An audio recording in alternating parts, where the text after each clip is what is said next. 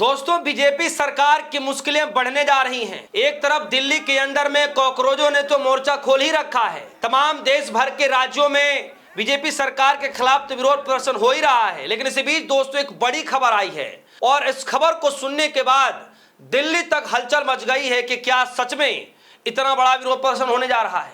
दरअसल दोस्तों, सिर्फ विरोध प्रदर्शन ही नहीं, एक ऐसा इंसान जिसने दिल्ली की सरकारें गिरा दी, अब वो इंसान ने बीजेपी सरकार के खिलाफ मोर्चा खोलने का ऐलान कर दिया है। ये चेतावनी देने वाला शख्स कोई और नहीं, अन्ना हजारे। नाम तो सुना ही होगा आपने। जी हाँ, वही अन्ना हजारे जो दिल्ली के अंदर अपने आंदोलन से सरकारें हिलाकर रख दी थी। आज वही अन्ना हजारे केंद्र में बैठी हुई सरकार को लेकर के तो कई बार बातें कर चुके ही हैं, लेकिन राज्य की सरकार को लेकर के पूरी तरीके से मोर्चेबंदी कर रखी है।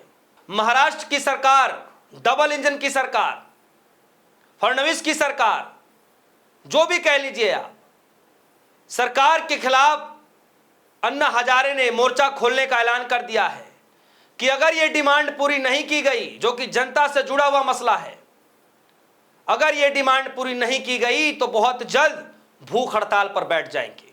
खबर में लिखा है, अन्ना हजारे ने किया अनशन का ऐलान, आरटीआई नियमों में बदलाव वापस न लेने पर 5 जुलाई से शुरू करेंगे आंदोलन। तो दोस्तों, तारीखों का ऐलान भी कर दिया गया है, जगह का भी ऐलान कर दिया गया है और मुद्दा भी है। तो 5 जुलाई से कह रहे हैं कि मैं आंदोलन करूंगा।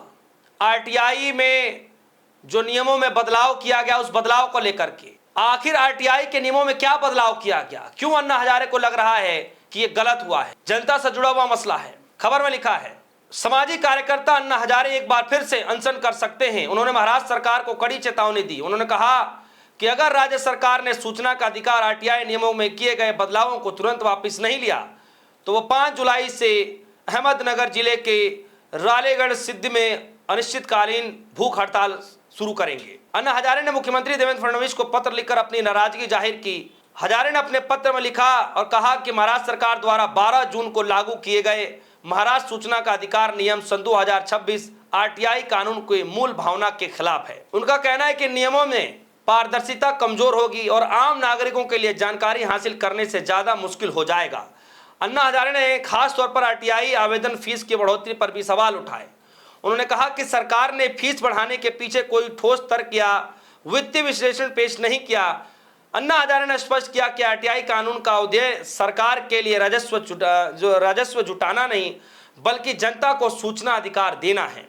उन्होंने यह भी मांग की कि यदि फीस बढ़ाई जाती है तो जानकारी देने में लापरवाही बरतने वाले अधिकारियों पर लगने वाला जुर्माना भी बढ़ाया जाना चाहिए। अन्ना हजारे ने कड़ा विरोध जताया और उन्होंने कहा कि जो नए नियम है आरटीआई के, आवेदन करने वालों के पहचान पत्र दिया जाएगा, ये बात कही गई है जो कि पूरी तरीके से गलत है।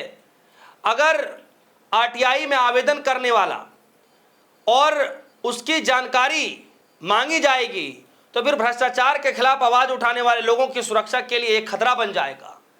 तो ये जो नियम चेंजेस किए जा रहे हैं, इस नियम पर रोक लगाना होगा या आपको रोल बैक करना होगा, वापस करना होगा, क्योंकि ये जनता के विरुद्ध है।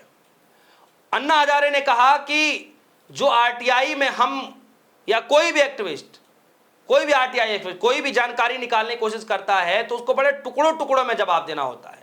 मतलब अगर कोई एक सवाल पूछा जा रहा है, 2 सवाल, उसमें 3 सवाल पूछे जा रहे हैं, तो उसको एक सवाल दे करके, एक जवाब दे करके उसको टाल दिया जाता है। अन्ना हजारे कह रहे हैं कि आरटीआई में जो ये बदलाव किया जा रहा है, बदलाव इस वजह ये करना चाहिए कि एक बार अगर कोई आरटीआई एक्टिविस्ट सवाल पूछ रहा है तो उसमें जितना जवाब हो सकता है ज़्यादा से ज़्यादा जवाब दिया जाए, न कि हर बार जो आवेदन लगाया जाए हर बार आप जवाब दें छोटे छोटे टुकड़ों में, हर बार आवेदन लगाया जाए हर बार टुकड़ों टुकड़ों में जवाब दिया जाए। बेहतर ये होगा कि एक आवेदन लगाया जाए और ज़्यादा से ज़्यादा जवाब मिले। उससे आरटीआई एक्टिविस्ट का समय भी बचेगा, जानकारियाँ भी निकल करके आएंगी। न कि ये किया जाए कि आप जो है आरटीआई एक्टिविस्टों की, जो आरटीआई लगाने आवेदन लगाने वाले जो लोग हैं, उनकी जानकारी आपको चाहिए। अगर उनकी पहचान ही चाहिए तो फिर वो आरटीआई लगाने वाला व्यक्ति, आप बताइए कि वो डरेगा नहीं क्या? वो भ्रष्टाचार से कैसे लोगों को उजागर करेगा? कैसे वो भ्रष्टाचार की चीजों को बाहर निकाल करके लाएगा? अन्ना हजारे कह रहे हैं सरकार की आरटीआई कानून की धारा 4 के तहत स्वेच्छा से अधिक जानकारी सार्वजनिक करनी चाहिए ताकि लोगों को बार बार आवेदन करने की जरूरत ना पड़े। हजारे ने एक विषय में एक आंदोलन जैसे नए नियमों को भी अनस्वक बताया। उन्होंने कहा कि इससे नागरिकों को बार बार अलग अलग आवेदन करने पड़ेंगे, जिससे प्रक्रिया जटिल और महंगी हो जाएगी। अपील में उन्होंने कहा कि सुनवाई में कानूनी मदद पर रोक और आवेदन जो केस चल रहा है ऐसे बंद करने जैसे प्रावधानों को भी आलोचना की। उन्होंने चेतावनी दी कि यदि सरकार ये जो नए नियम बना रही है, चाहे बना चुकी है, अगर इसको वापस नहीं करती है तो 5 जुलाई से वो अनिश्चितकालीन के लिए धरने बैठ जाएंगे, आमरण अनशन पर बैठ जाएंगे, भूख हड़ताल पर बैठ जाएंगे। इस तरीके की जो है खबरें निकल कर के आ रही है। कुल मिलाकर के दोस्तों सन 2022 में भी आरटीआई के नियमों को लेकर के अन्ना हजारे ने ऐलान किया था और उस वक्त क्या खबर आई थी, न्यूज़ 18 खबर लिखा है, अगर जनता के किए गए वादे पूरे नहीं किए तो टीम अन्ना करेगी बीजेपी के खिलाफ प्रदर्शन। यह सन 2022 में 10 नवंबर को खबर आई थी। अन्ना हजारे के सचिव कल्पना ईमानदार ने गुरुवार को कहा कि अगर भाजपा सन 2014 के बाद जनता से किए गए वादे पूरे नहीं करती है तो टीम अन्ना उनके खिलाफ प्रदर्शन शुरू करेगी।